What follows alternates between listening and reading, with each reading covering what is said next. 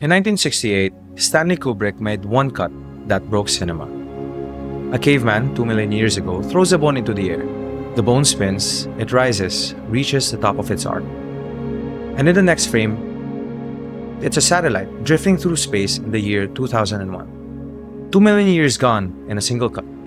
And the thing about that edit, it doesn't tell you the satellite was caused by the bone. It just shows you the line. You're free to draw it yourself. Tonight, nothing comes from nowhere.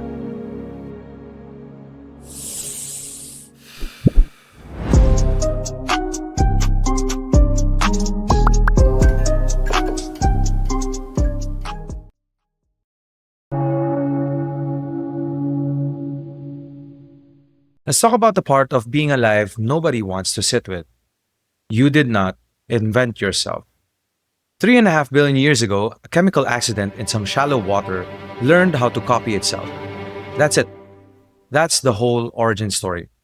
A molecule got lucky, and then it got lucky again, and again, and again, for so long that eventually one of those lucky copies turned into a fish, and one of those fish wandered onto land, and one of those land things grew a brain big enough to wonder where it came from. And that brain is yours. Because somewhere in your line, every single one of your ancestors, and we're talking millions of them, survived long enough to have a kid. If even one of them had died a day too soon, you wouldn't be here. That's it. That's the whole reason you exist. A statistical fluke that just kept on fluking. And it gets worse. You didn't pick the country you were born in. You didn't pick the language you think in. The very words you're using to follow this sentence are a hand-me-down from people who had died centuries ago. You didn't pick your face. You didn't pick the religion you were raised in, or the politics in your house, or the trauma your grandparents passed down to your parents, who passed it down to you. Beautifully gift-wrapped, no receipt. By the time you were old enough to have an opinion about anything, you were already 1,000 opinions deep. Every single one inherited. You are not a clean slate. You are a draft of a draft of a draft.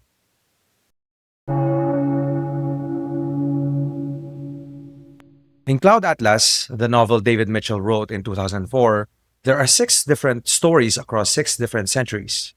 A 19th century sailor, a struggling composer in 1936, a journalist in the 70s, a publisher in present day, a clone in some sci-fi Korea, and a tribesman after the apocalypse.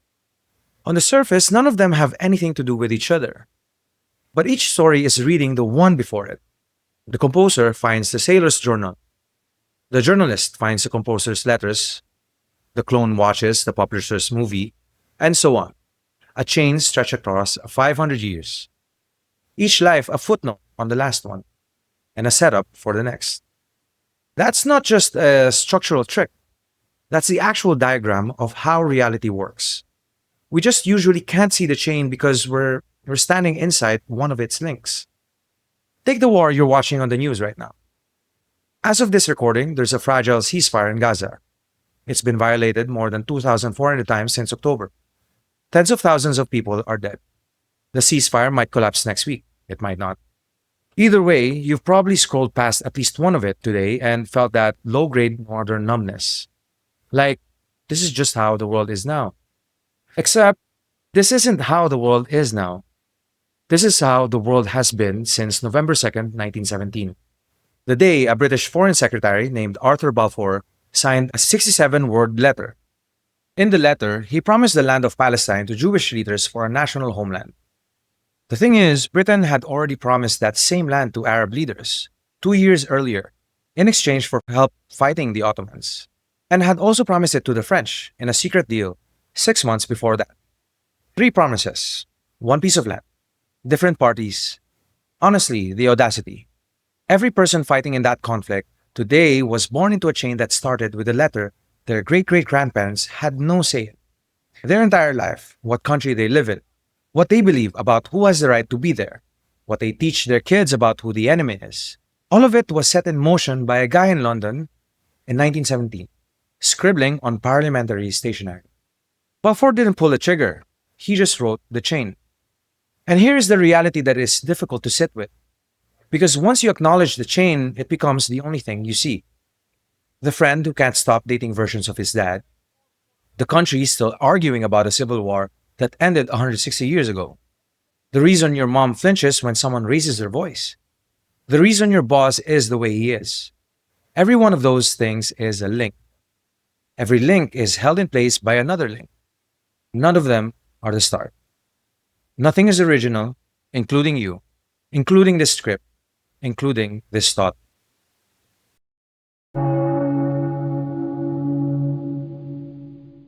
Now for the part that makes this whole thing land differently.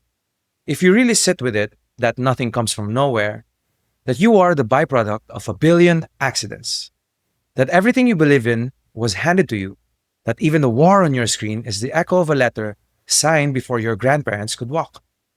It's tempting to use that as an exit door. Like, well, none of this was my choice. I'm just the noise downstream of someone else's original. What can I possibly do about any of it? And honestly, you can do almost nothing about any of it. That's the truth. You can't undo Balfour, and you can't unburn the rainforest. You can't unhurt the kid your father was, who became the man who hurt you. The chain doesn't go backwards. But Cloud Atlas ends with a line that I think about a lot. No matter what you do, it will never amount to anything more than a single drop in a limitless ocean. And then he says, What is an ocean but a multitude of drops? you are downstream of everything. You are also the upstream of everything that comes next. Somebody in 2117 somewhere is going to live a life that was set in motion by something you did this week, by a kid you raised, by a sentence you said to a stranger, by a country you voted in, by a small unkindness you didn't bother to apologize for. They won't know your name. You won't know they exist. But the chain will hold. It always does. So no, there's no destiny. There's no script. There is no plan. There's just the long, dumb, magnificent accident that produced you. The 1,000 inheritances you're carrying without even knowing it. The chain you're standing in the middle of, holding hands with a billion strangers in both directions.